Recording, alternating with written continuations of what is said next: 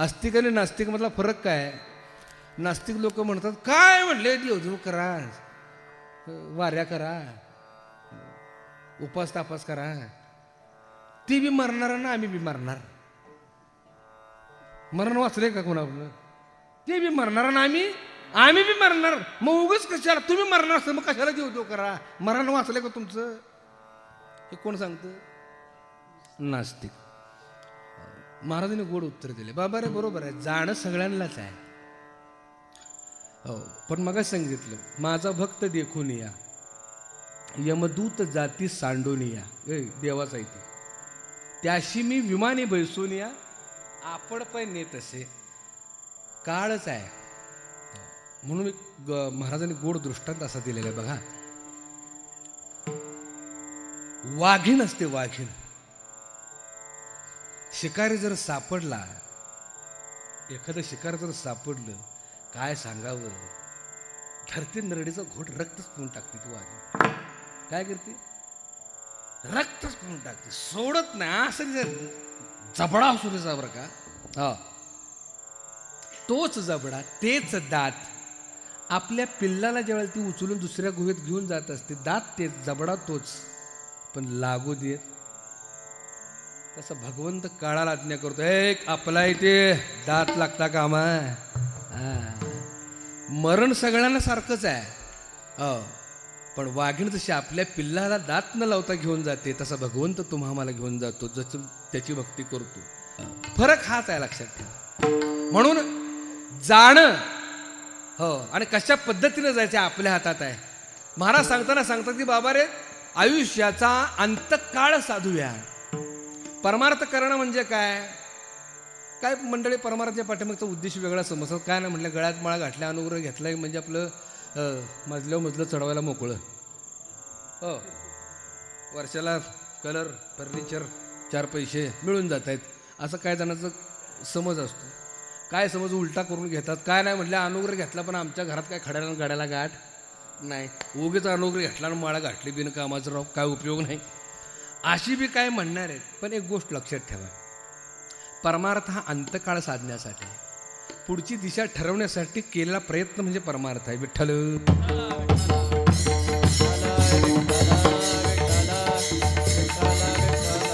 हो, भले पाठीमागून आलो आम्हाला माहित नाही, पण पुढच्या जन्मी कोणत्या देहात जायचं, पुढच्या जन्मी कोणत्या कुळात जायचं, हो, हे या जन्मी ठरवता येतं. पण ते कधी? अंतकाळ. संतांनी अंतकाळ साधला म्हणजे काय केलं? अखेरच्या श्वासाला स्मृती नामावर असणं म्हणजे अंतकाळ साधणं. मुक्त व्हायचं आहे का संत कुळात जन्म घ्यायचा आहे, हे अंतकाळ ठरवत असतो. लक्षात ठेवा, शेवटचा श्वास ठरवत असतो. आणि शेवटच्या श्वासाला स्मृती जागृत राहण्यासाठी म्हणून केलेला प्रयत्न म्हणजे नामस्मरण. विठ्ठल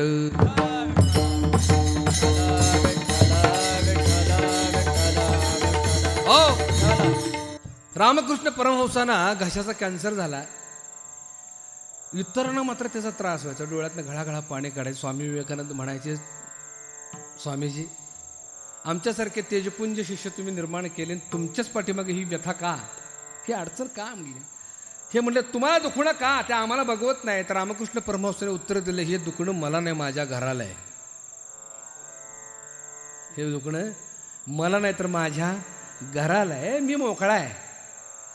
म्हणजेच देहाचे बघा, प्रारब्ध हे देहाबरोबर आहे.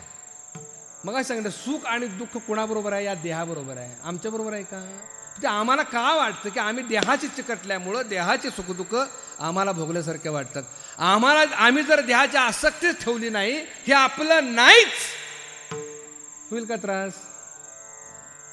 प्रारब्धाचे जे भोग आहे ते पूर्व कर्माप्रमाणे तुम्हाला भावंडाने भोगावे लागतात. पण ते भोगत असताना प्रभू रामचंद्र चुकले नाहीत, भगवान श्रीकृष्ण चुकले नाहीत, ज्ञानोबा चुकले नाहीत, नाथराय चुकले नाहीत, तुकोबा चुकले नाहीत, नवे नवे आपले बाबा सुद्धा चुकले नाहीत, कोणीच नाही. मग तुम्ही आम्ही तर कुठल्या झाडाचं पान? परमार्थ कशासाठी आहे? भोगत असलेल्या प्रारब्ध त्याची तीव्रता कमी करण्यासाठी, म्हणून हो हा परमार्थ आहे. विठ्ठल विठ्ठल विठ्ठल विठ्ठल विठ्ठल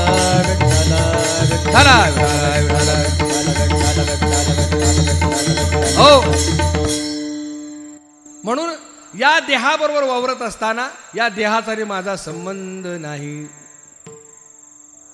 आणखीन एक उदाहरण आहे. एक वाडसुरू फार पूर्वीपासून चालत चालत चालत चालत आला.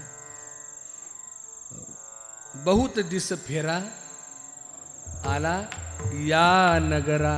चालत चालत आला. एका गावात अंधार पडला. एका गावात अंधार पडला म्हणून त्यानं मुक्काम करायचं ठरवलं.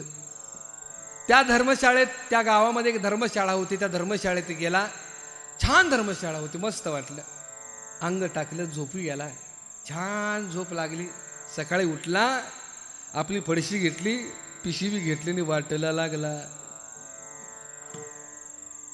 हा उदाहरण आहे. त्याचा सिद्धांत असा आहे भावंडांनो. साळी माळी तेली तांबुळे क्षुद्र ब्राह्मण अनंत कोळी वैश्य क्षत्रिया भूतळे तो झाला पार्था. आयशा केल्या येर झारा त्या नाठविसी का धनुर्धरा. अनेक गावं ओलांडत ओलांडत ओलांडत ओलांडत या गावाला आलो. या धर्मशाळेत आम्ही मुक्काम केला. आणि आपला कार्यभाग आटपल्यानंतर ही धर्मशाळा तशी सोडून पुढच्या वाटेला जाणं हे वाडसुरूचं काम आहे. नाहीतर तुम्ही आम्ही आहेच धर्मशाळाच नावा करून बसलोय. याचा अहंकार येऊ देऊ नये, लक्षात ठेवा. नाहीतर मी नेहमी कीर्तनात सांगत असतो,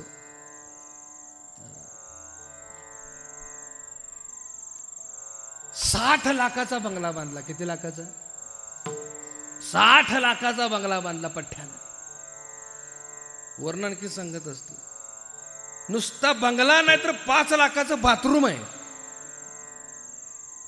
किती लाखाचं बाथरूम आहे? 5 लाखाचं. गड्या 60 लाखाचा बंगला, 5 लाखाचं बाथरूम. आंघोळ शेवटची कुठं असती? 5 लाखाच्या बाथरूम मध्ये आंघोळ नसते, ती कुठं असती? आयुष्यभर भरजरी कपडे घालतं. 3000 रुपये मीटरवाली कपडे घालतो अंगावर. शेवटचं कापड किती रुपयाचं असतं? लय महागातला आणू नका. किती रुपयाचं असतं? नाही होय.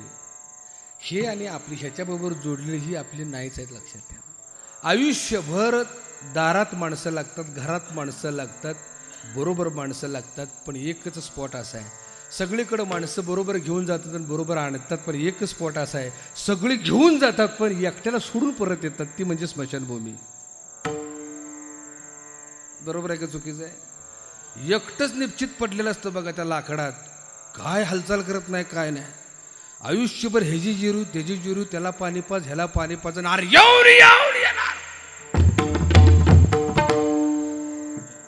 आणि ह्यातनं चैतन्य गेलं की ते जळणात पेटत असतं. एकटंच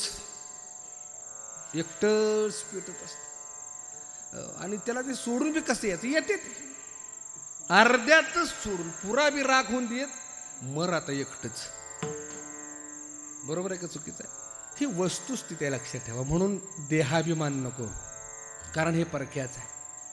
आलं का लक्षात? म्हणून ज्ञानोबा सांगताना सांग, बाबा रे कोणाचे हे घर? उगीच अहंकार या देहाबद्दल ठेवू नकोस. हा देह कोणाचा? आणि खऱ्या अर्थानं जन सद्गुरूची कृपा संपादन केली, जन अनुग्रह घेतला, आत्माराम ज्याचा तोची जाणे विठ्ठल.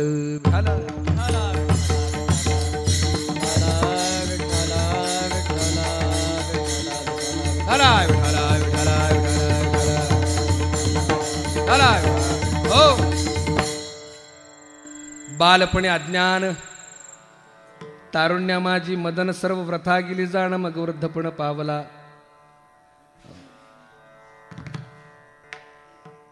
बालपणामध्ये काय केलं? अज्ञान असो, काय कळत, खेळात गेलं. तारुण्या माझी मदन, तारुण्यात काय केली? मस्ती केली. सर्व व्रथा गेली जाण, मग वृद्धपण. म्हातारपण आलं. काय केलं आयुष्यात? पुढच्या चरणात ज्ञानोबा सांगताना सांगतात, मी तू हा विचार विवेके शोधावा.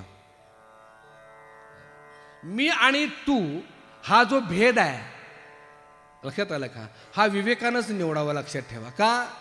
सुरुवातीला जसं सांगितलं, सोन्यानंच अलंकाराचं रूप धारण केलेलं आहे, कापसानंच कपड्याचं रूप धारण केलेलं आहे. बीजची झाले तरु. लक्षात आलं का? तसं पंचतत्वात भेद नाहीये. भेद तुमच्या आमच्या वृत्तीत आहे. त्यासाठी तुमचा आमचा विवेक जागा पाहिजे. मी तू हा विचार विवेके शोधावा. नाहीतर मी कोण आहे तू कोण आहेस हा भेद कशामुळं? आमचा विवेक जागा नसतो म्हणून हा भेद निर्माण झालेला. ज्ञानेश्वर महाराज सांगताना तेच सांगतात की बालपणे अज्ञान तारुण्या माझी मदन सर्व व्रथा गेली जाण मग वृद्धपण पावडा. न विचारता पाप केले जाणून तारुण्यपणे घडले सर्वस्व हरपले मग करी धावा धावी. सकळ गेले बळ कर चरण झाले विकळ नेत्री श्रवणे ढळ पडले पार्था. मग म्हणे राम राम इतके म्हणता येतो श्रम त्याशी होय जन्म पशुकुळी. बघा, जन्माला आल्यापासून बालपण तरुणपण वृद्धपण आणि वृद्धपणापर्यंत भगवत भक्ती कधी करत नाही, भगवत भजन कधी करत नाही, विवेकानं कधी काम करत नाही. आणि मग ज्ञानोबाऱ्या सांगताना सांगतात काय? त्याशी होय जन्म पशुकुळी. आणि जो साधू संगती लागला माझ्या दर्शनी भजनला सुपात्री देह वेचिला तो जन्मला श्रीमंत कुळी. म्हणजे या जन्मापासनं म्हणजे पाठीमागच्या जन्मापासून या जन्मापर्यंत, या जन्मापासून पुढच्या जन्मापर्यंत या देहाची अवस्था काय ज्ञानेश्वर महाराजांनी पंचरत्न गीतेत गोड सांगितले. म्हणून भावंडांनो, मी तो हा विचार विवेके शोधावा गोविंदा माधवा याच जे. तसं ज्ञानोबारांनी सांगताना विवेकानं काम करायला सांगितलं, पण त्या विवेकाला जोड लागते ती वैराग्याची. वैराग्य म्हणजे अनासक्तता. विवेक शोभून कधी दिसतो माहिती आहे का? त्याच्या जोडीला वैराग्य असेल तर. वैराग्य म्हणजे अनासक्तता. अनासक्तता म्हणजे काहीतरी या देहाबद्दलची अनासक्ती. लक्षात ठेवा. वैराग्य कधी आता आणखीन एक प्रश्न असा निर्माण होतो, वैराग्य म्हटले काय म्हटलं ना, असं वाटतं की काय वैराग्य म्हटलं की पळपुटेपणा. वैराग्य म्हटलं की चांगला चाललेला प्रपंच टाकायचं आणि पळून जायचं. कुठल्याच संतांनी संसार टाकून प्रपंच टाकून परमार्थ करायला सांगितलेला नाही. आधी प्रपंच करावा नेटका, मग परमार्थ पहावा विवेका. परमार्थ हा विवेकानं करायचा असतो, लक्षात ठेवा. आणि प्रपंच नेटका का समर्थाने करायला सांगितले? तो आमच्या परमार्थाला आडवा येऊ नये म्हणून. काय मंडळींना प्रश्न असा निर्माण होतो, हाय म्हणजे बाळकृष्ण महाराज 15 लाखाच्या गाडीतले फिरते का बाबा? श्रीमंती असतं का? चुकीचं आहे का? पाप आहे का? परमार्थ करत असताना आमच्या पाठीमागचा प्रपंच आमच्या आडवा येऊ नये, बायकून म्हणू नये. बाळ महाराज कीर्तन सांगायला जात आहे, पण आमच्या पोटाचा पाण्याचा काय प्रश्न सोडवलाय का? आम्ही ज्यावेळेला जगाला उपदेश करतो, लक्षात आला का, त्यावेळेला जर बायकापूर मनगटावर तिला घालून जर बुंबलत असतील, तुला लेका बायकापुरांची फोटो भरायची अक्कल नाही, कशाला कीर्तन सांगतोस? असं जर मग आमच्या विवेकाला काय अर्थ आहे का? आमच्या सांगण्याला काय अर्थ आहे का? हाही महत्वाचा भाग आहे, लक्षात ठेवा. म्हणून प्रपंच नेटका करणं म्हणजे काय तर घरामध्ये समाधान ओसंडून वाहणं, या नाव प्रपंच नेटका करणं. घरामध्ये पत्नीच्या चेहऱ्यावर हसू पाहिजे, सुख पाहिजे कारभारी. आता सुखानं पंढरीची वारी करा, काळजी करू नका. बरोबर आहे का चुकीचं आहे? मोहिते दादा वैरणीने दिलं का नाही का आठवडं बांधून? का घर बघता नाही व्यवस्थित? प्रपंच नेटका करणं म्हणजे तो परमार्थाला आडवा येऊ नये. घरातल्याने सांगावं बिंदास जावा, मागची आता काळजी करू. आणि परमार्थाला अडवणारा घटक कोणता तर प्रपंच आहे. का तर ते हे कमी पडलं, ते कमी पडलं, हे अपुरं झालं, ते अपुरं झालं. मग आम्हाला सरळ परमार्थ करता येत नाही, म्हणून संतांनी प्रपंच नेटका करायला सांगितलेला आहे. पण त्याच्याही पलीकडे जाऊन प्रपंच नेटका करत असताना हा प्रपंच आपला नाही. या नाव अनासक्तता, या नाव वैराग्य. अशी कितीतरी श्रीमंत माणसं आहेत, कितीतरी श्रीमंत माणसं आहेत ती वैराग्य आहेत.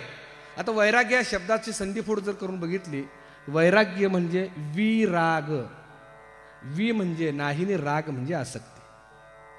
वि म्हणजे नाही आणि राग म्हणजे आसक्ती. विराग, जिथं आसक्ती नाही याला विराग म्हणतात आणि तोच वैराग्य. आलं का लक्षात?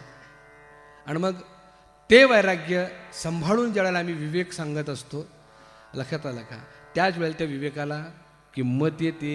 नाहीतर समर्थ रामदास स्वामींनी इतके फटकरले बरं का, काय सांगावं. श्वान बांधिले तरी भुंके, काय म्हटले, श्वान बांधिले तरी भुंके, ते स्वार्था पुढे थिंके, तैसे वैराग्यावेळी विवेके बोलूच नाही. कसला फटका दिलाय. आम्ही ज्यावेळेला कीर्तनातनं काय असा असावं तसा असावं अमका असावं, हे विवेक तो विवेक तो विवेक सांगत असतो, वैराग्याचा पत्ता नसतो. आसक्ती आमची सुटलेली नाही, आमचा प्रपंच सुटलेला नाही. आणि आम्ही ज्यावेळेला आमचा प्रपंचाची आसक्ती सुटलेली नाही आणि ज्यावेळेला आम्ही विवेक सांगायला जातो, ते विवेक कवडीमोल ठरतो, कुणीही ऐकत नाही. लक्षात ठेवा. समर्थाने सांगताना किती स्पष्टपणे ठळकपणे सांगितलेलं आहे, श्वान बांधिले तरी भुंके. या शब्दाचा अर्थ काय, कुत्र सोन्याच्या साखळीनं बांधले. कशानं बांधले? सोन्याच्या साखळीनं कुत्र बांधले आणि ते भुंकते. घाबरेल का कोण त्याला? तसं स्वार्थानं जर तुम्हा मला बांधलं असेल आणि आम्ही जर विवेक सांगायला लागलो, कोणीही घाबरणार नाही. विठ्ठल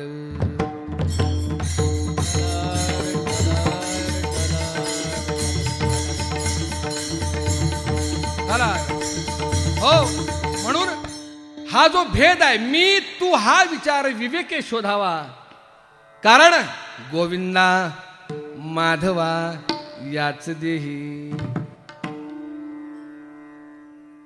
गोविंद आणि माधव. गोविंद, गो म्हणजे पृथ्वी, विंद म्हणजे मिसळलेला. गो म्हणजे पृथ्वी, विंद म्हणजे मिसळलेला, तो गोविंद.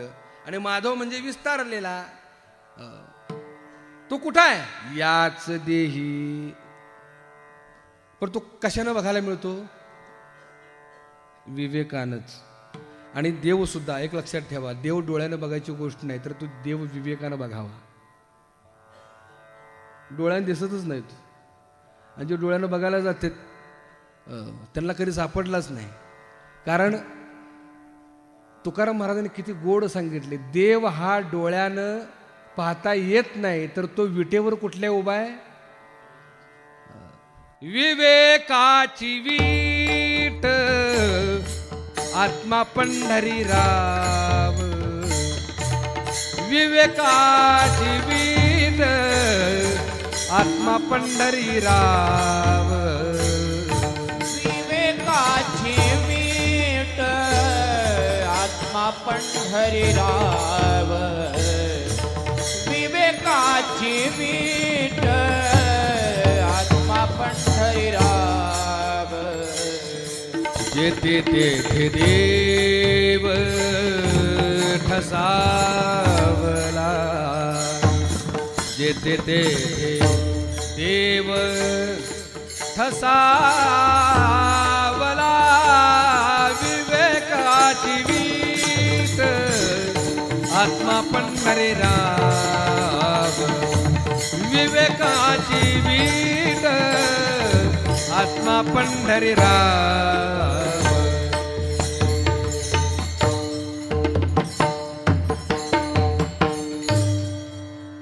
विवेकाची वीट आत्मा पंढरीराव. जेते तेथे देव. विवेकाने ज्यावेळेला विठोबा बघायला जातो, त्यावेळेला देहाबरोबर सगळ्या चराचरात भरून असलेला दिसतो. या नाव विवेक. विवेकाची वीट आत्मा पंढरीराव. म्हणून भावंडांनो, ज्ञानेश्वर महाराजांनी विवेकाला इतकं महत्त्व दिलेलं आहे, इतकं महत्त्व दिलेलं आहे. म्हणून मी तू हा विचार विवेके शोधावा. गोविंदा माधवा याच दे. एकदा हातानं टाळ्याने मुखानं भजन. काय मंडळी म्हटली, बरं झालं इंटरव्हल झाले. काय महाराजांनी विवेकन वैराग्य लावले. आमचा विवेक मगाशीच झोपला आहे. असं नाही ना? नक्की नाही. कुठलं झोप नाही. बघतोय मागास बसतो आणि मागणं वाकुले बी दाखवले. भीती महाराज आहे. ही मृदंग मंडळी आहेत. छान जागर होणार आहे, काळजी नसावी. एकदा ह्या मंडळींसाठी ही दिसत नाहीत, ह्या मंडळींसाठी ह्यांच्या पुढं माईक नसल्यामुळे जर ही नाराज आहे. आम्हाला महिना झाले सांगून पण आम्हाला माईकच दिला नाही बाळा महाराजांनी. पण बिन माईकचं सुद्धा तुम्ही छान वाजवतात, तुमचा गोड आवाज येतोय. राहुल, योगेश, आमचा संतोष, विक्रम, किरण, एकदा ह्यांच्यासाठी पण जोरदार टाळ्या होत्या. वा, छान. हातानं टाळ्यानी, मुखाने भजन विठोबा रखुमाई.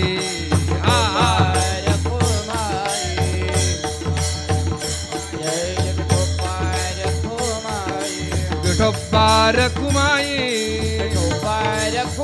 जय जय विठोबा रखुमाई, जय विठोबा रखुमाई, विठोबा रखुमाई, विठोबा रखुमाई, जय जय विठोबा रखुमाई, विठोबा रखुमाई, जय जय विठोबा रखुमाई, विठोबा रखुमाई, जय विठोबा रखुमाई.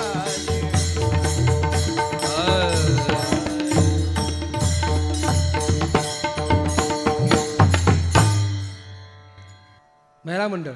विठ्ठल रखुमाई, विठ्ठल विठ्ठल.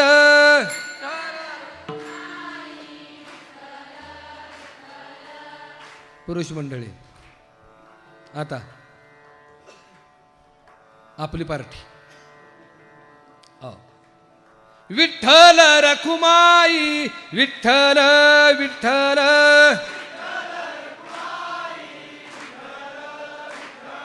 विठ्ठल रखुमाई, विठ्ठल विठ्ठल.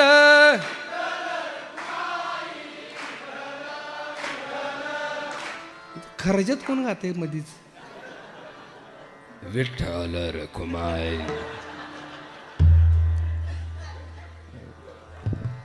त्यात काय झालं माहितीये का, परमेश्वरानं आपल्यावर अपराध केलाय, अन्याय केलाय. का अन्याय केला माहितीये का? त्यांच्याकडे दिलं एकीचं बळ आणि आपल्यात नाही मिळ. मुंग्यांची लाईन बघितल्या का? मुंग्यांची, मुंग्या बारीक असतात. मुंग्या कशा एका मागणं एक जातात, मुर्जी खड्ड्यात गेली तरी ती बी जाते मागची, पण लाईन मोडत का ती एकीचं बळ असतं. मुंगळं माहित आहेत का? बाबळीच्या झाडावर बघा,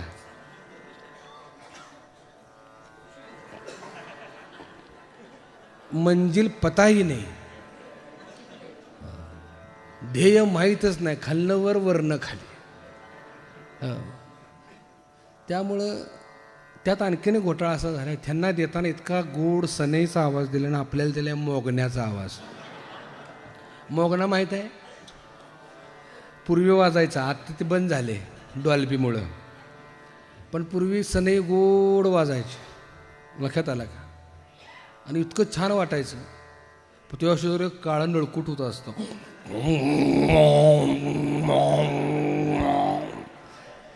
जाळ तोंड ती बंद कर असं. आणि एक नेहमी विडंबन सांगत असतो मी आपल्या बाबतीत. अरे संसार संसार जसा तवा चुल्यावर, आधी हाताला चटके तेव्हा मिळे ते भाकर. त्याचं विडंबन झालं जरा. अरे संसार संसार जसं कप बशीचं घर. कप बशीचं घर माहीत आहे? मागच्या वर्षी जातं सांगितलं होतं. जातं नसेल पण कप बशीचं घर तर निश्चित असेल, आहे का नाही? हा, बशी घरात सुरक्षित असते, बशीच्या घरात बशी सुरक्षित असते का नाही? कप कुठं असतो? कानाला टांगलेला असतो. बशीला तडा गेला, ती घडी घालून तुळवीवर चुलवाना कडला नाही का, खिडकीत सुरक्षित असते. पण कपाचा दांडा फुटला तरी बी त्याला सुट्टी नाही. ओल्या मिरच्याचा खरडा कावना पण त्यात ठेवतो, बुटाला पॉलिश करायला तेल कावना पण त्यात ठेवतो. पण त्याला सुट्टी, ती घरात निवांत. आणि हे कपाला कानाला बायको बघू का, पोरग बघू, घर बघू का, दार बघू, हे करू का ते करू, लोंबकळत असते. लोंबकळत आहे का नाही काय कपासने कळालंच नाही. काय अवघडच झाले आता काय करा.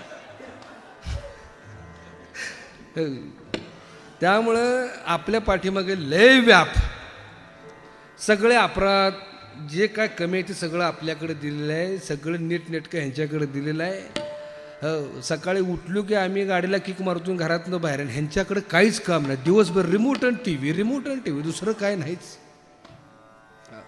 असो द्या, घ्या आनंद लुटा, चांगली गोष्ट आहे. लक्षात आलं का? पुरुष मंडळी जरा आपलं बी जरा खाक्या दाखवूया नाही मोठ्यानं. विठ्ठल रखुमाई, विठ्ठल विठ्ठल,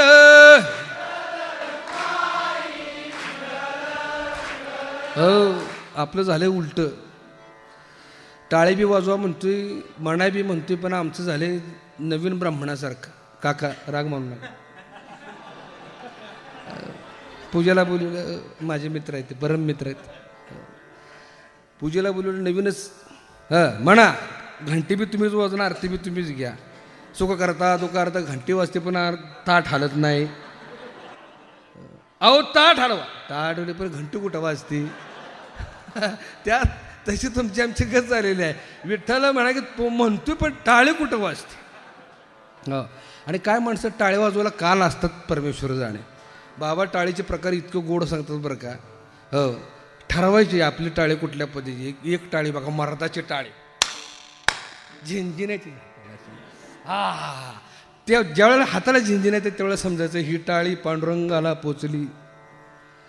ती मर्दाची टाळी. दुसरी एक टाळी बघा, ही कुणाची टाळी? बायकांची टाळी. आणि तिसरी एक टाळी असते, मी सांगणार नाही, ते तुम्ही ठरवा. त्या तिन्हीपैकी आपली टाळी कशात बसते ती ठरवा. हो. आणि महिला मंडळ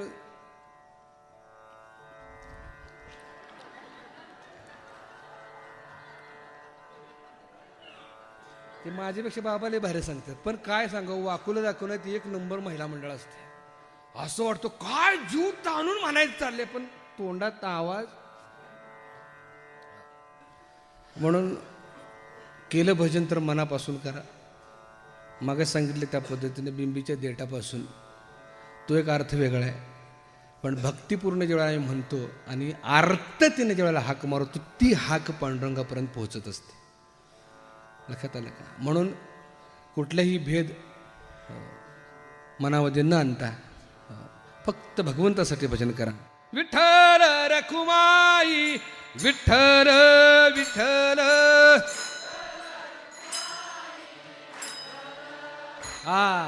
विठ्ठल रखुमाई, विठ्ठल विठ्ठल,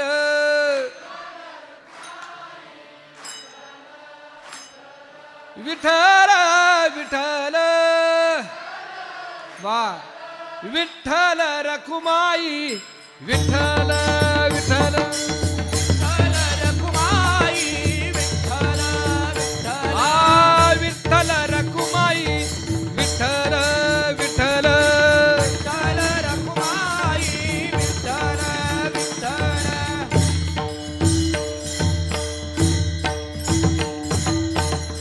कोणाचे हे घर, हा देह कोणाचा आत्माराम, मी तो हा विचार विवेके शोधावा, कारण गोविंदा माधवा.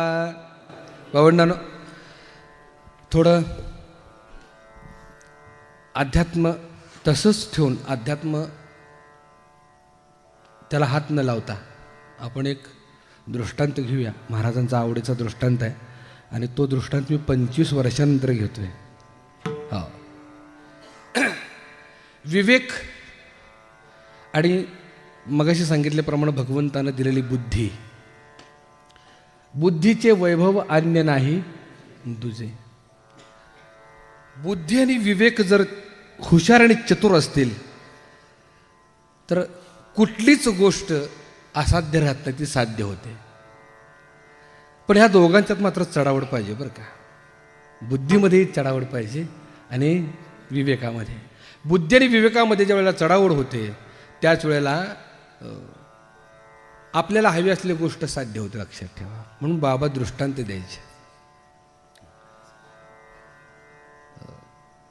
चतुर बुद्धी आणि हुशार विवेक. चतुर्बुद्धी आणि हुशार विवेक. चतुर सासू आणि हुशार जावाई.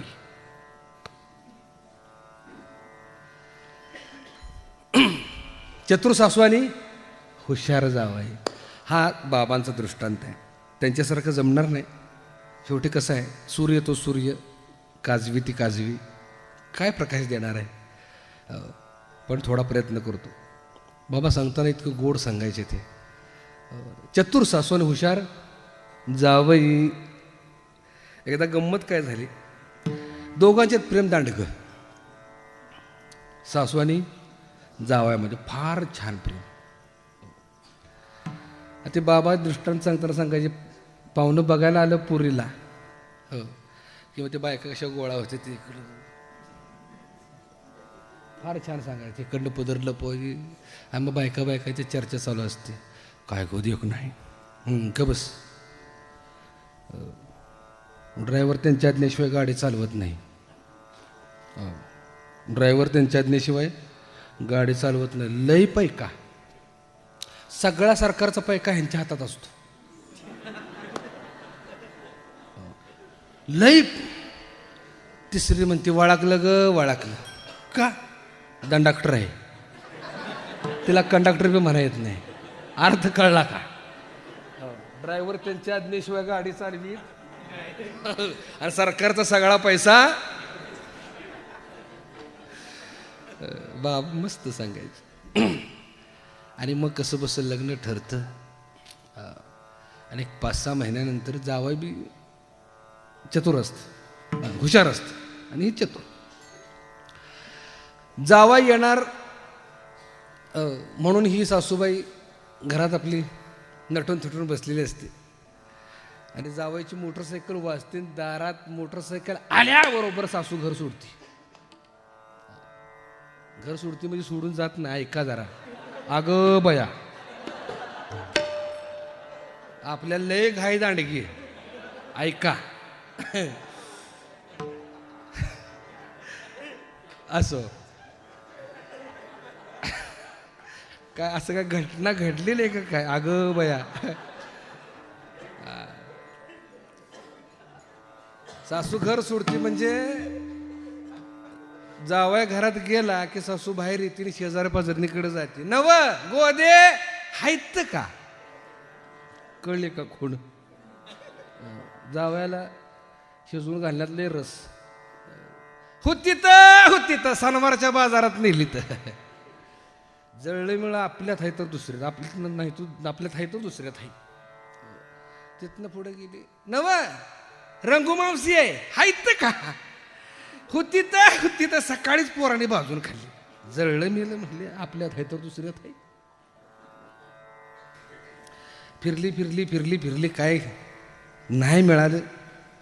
आणि अर्ध्या वाटेनं माघारी येताना तिच्या लक्षात आलं, चैताच्या महिन्यात हनुमान जयंतीला चिचखाली बसून बया शेवया लाटल्या होत्या, त्या का उगीच का टाकून द्यायचे? डबा भरलाय, घरात खातील पाहुणं जातील का रोज रोज येणार आहेत? मग लगबगीनं घरी गेली, चूल पेटवली, भांड ठेवलं, शेवयात कुस्कऱ्या टाकल्या, दूध ओतलं, साखर टाकली, लवंग, वेलची बिलची टाकली, खळा खीर, शेवयाची खीर उकळू दिली. आणि ते शेवयात थळ्यात ओतल्या आणि जावया पुढं थळा ठेवला शेवयाचा. अरे पुन्हा तिच्या ध्यानात आला, गो बया म्हटले डबा भरलाय तुपानं, ठेवून काय करायचं? खातील पाहुणं जातील का? रोज रोज याच आहे ते. म्हणून ते तुपाचा डबा घेतला तर तूप आळलेलं होतं. ते म्हटली बया तूप आळले, म्हणून तिनं चुलवानावर जरा ठेवलं. चुलवानावर तूप ठेवलं, ते खाल्लं जरा पागळलं आणि म्हटले ते पागळले तेवढंच नेऊन आपलं वतावून बाकीचं नेऊन ठेवावं. म्हणून तिनं तो डबा घेतला तुपाचा आणि वाढायला गेले, ते धापकन सगळंच पडलं त्यात. जळलं मिलं म्हटली, सगळंच पडलं. आता खरा इथनं दृष्टांत सुरू होतो, विवेक आणि बुद्धी. ह्या दोघांचं भांडण कसं आहे बघा. जावई किती हुशार आहे आणि सासू किती चतुर आहे, त्याचं वर्णन किती बाबांनी छान केलेलं आहे. जसं तूप सगळंच पडलं तसं म्हाताऱ्यानं पवित्रा बदलला, सासूनं पवित्रा बदलला. आता म्हटली सगळं पडले, पण काढून तर कसं घ्यायचं, पाहुणं काय म्हणतील. म्हणून हिनं सुरू केलं, काय सांगावं म्हणली पाहुणं जावई बापू, काय सांगावं म्हणली. आमच्या घरात इतकं पीक अळसुंद, घेवडा, मूग, मटकी, पावटा, काय सांगू म्हणले. हो, सगळी सांडा सांडी, लवंडा लवंडी, सांडा सांडी, लवंडा लवंडी. अरे वैताग आलाय बया, ती सगळी भराभरी भराभरी भराभरी भरा. सांडा सांडी कुठं? घरात. आणि भराभरी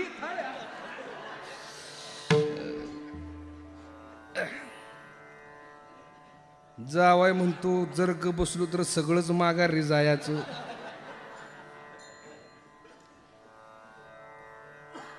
तो बी म्हणला सासूबाई काय सांगू म्हटला तुम्हाला, तुमच्यासारखीच आमची गत आहे बघा घरात. काय सांगू म्हटलं, थोरल्याचं पाहुणं, धाकल्याचं पाहुणं, मधल्याचं पाहुणं, हेचं पाहुणं, त्यो जावा यो इतकं पाहुणं. कार्यक्रमाला जर आमच्या घरी आली की नाही ती सगळी कालवा कालवी.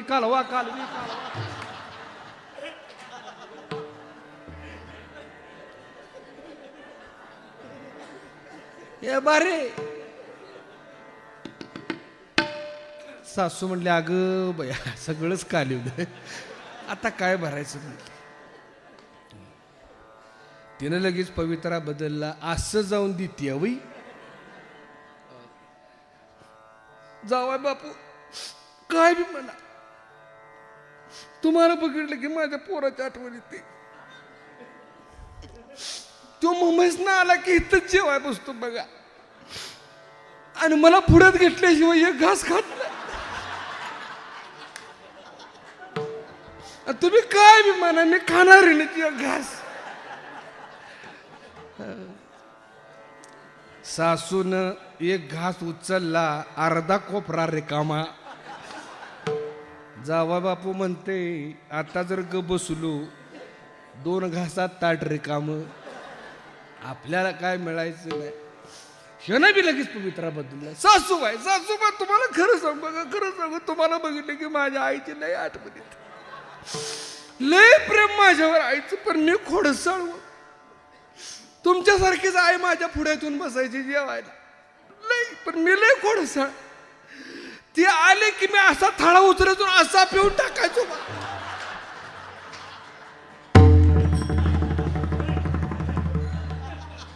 एका तुपासाठी काय गंमत आहे नाही. तसं भावंडानं आमचा विवेक चतुर आणि बुद्धी हुशार जर असेल तर प्रत्येक कार्यात यश आल्याशिवाय राहणार नाही. ज्ञानेश्वर माऊली ज्ञानराज माऊली महाराज, ज्ञानेश्वर माऊली ज्ञानराज माऊली तुकाराम महाराज, ज्ञानेश्वर माऊली ज्ञानराज माऊली ज्ञानेश्वर माऊली ज्ञानराज माऊली तुकाराम ज्ञानेश्वर माऊली ज्ञानराज माऊली तुकाराम.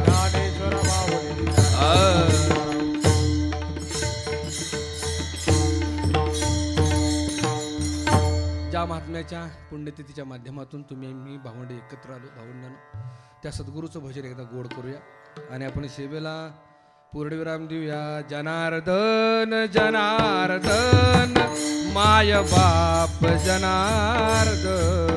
जनार्दन जनार्दन माय बाप जनार्दन. जनार्दन जनार्दन माय बाप जनार्दन. जनार्दन जनार्दन माय बाप जनार्दन. माय बाप जनार्दन सद्गुरुनाथ जनार्दन. माय बाप जनार्दन सद्गुरुनाथ जनार्दन. माय बाप जनार्दन सद्गुरुनाथ जनार्दन. माय बाप जनार्दन सद्गुरुनाथ जनार्दन. जनार्दन जनार्दन माय बाप जनार्दन. जनार्दन जनार्दन माय बाप जनार्दन. जनार्दन जनार्दन माय बाप जनार्दन.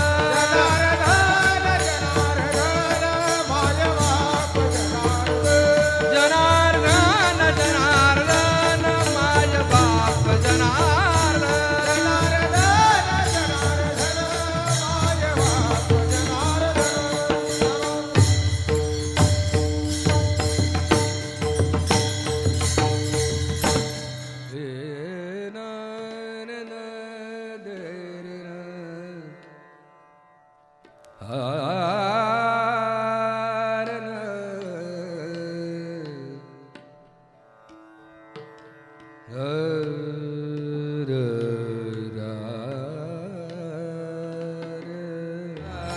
ज्ञान देव म्हणे नयनाची ज्योती. ज्ञान देव म्हणे नयनाची ज्योती. या नावे रूपे ती तुम्ही जाणा. या नावे रूपे ती तुम्ही जाणा. या नावे रूपे ती तुम्ही जाणा. हरी मुखे म्हणा हरे मुखे म्हणा. हरी मुखे म्हणा हरे मुखे म्हणा. पुण्याची गणना कोण करी.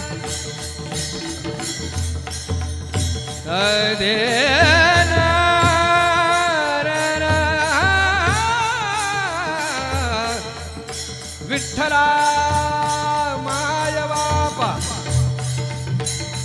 पुण्याची गणना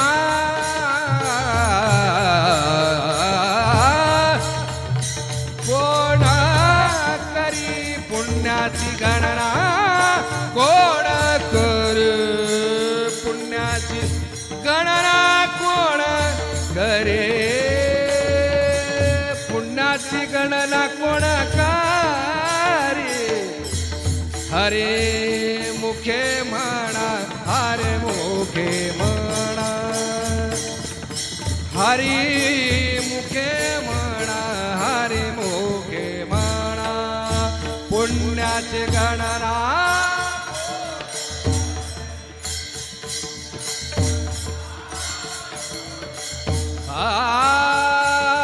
पुण्याची गणना कोण करे.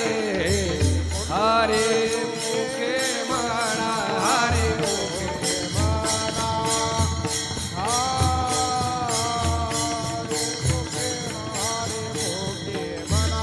हरे मुखे म्हणा हरे मुखे म्हणा. किंबहुना तुमचे केले धर्म कीर्तन सिद्धीस नेले तेथ माझे उरले पायिकपण. करविली तैसी केली कटकट वाकुडे का नीट देव जाणे.